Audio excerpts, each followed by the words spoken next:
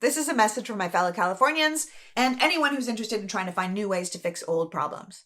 I just wanted to quickly talk to you about something called Prop 47, which was passed back in 2014 as a way to try and reform the criminal justice system. And now some California state lawmakers are trying to roll it back. I know that we see all of these horrifying videos of smash and grabs and public drug use, and it just kind of feels like the world is going to hell. And we're being told that if we get rid of Prop 47, that's all going to stop. But the information is being reported is actually based on detail from the National Retail Federation, which puts their real losses at less than 1%. More money is actually stolen from employees from wage theft by the corporations than is taken from the corporations from shoplifting. And the LA Times just reported that shoplifting is actually down, while robberies that are not covered under Prop 47 are up. The truth of the matter is we spend over $50 billion annually on law enforcement and prison systems. And no shade to the police, but even with all of their funding increases, the clearance rate for crime is about 7%. So just throwing money at prisons and officers isn't working.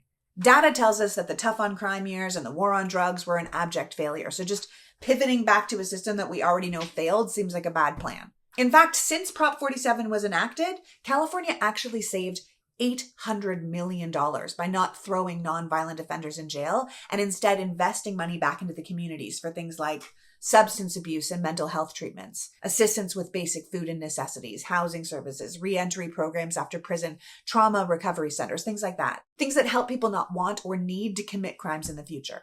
Getting rid of Prop 47 would just defund all of these community programs and put more cash into prisons, making more prisoners for a for-profit industry. And you're not wrong if it feels like crime went up everywhere after the pandemic restrictions ended. But most of that crime isn't covered under Prop 47. So the police can just throw those people in jail if they catch them. It's just this idea that more policing and more prisons equals less crime is false. It's not about not punishing people for crime. It's about making smart decisions for both the state and the long-term good of the humans that are in it. If we're really serious about public safety and combating crime, then we should really be putting more money into things like Prop 47, not less.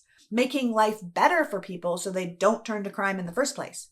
There are lots of different ways to address this problem, but just going back to a way that didn't work and that we know hurts many while bringing profit to few, it just doesn't seem right. Anyway, I'm not asking for anything. It's just my 2 cents because I believe as a society, we can do better and we shouldn't be afraid to try. So, mull it over.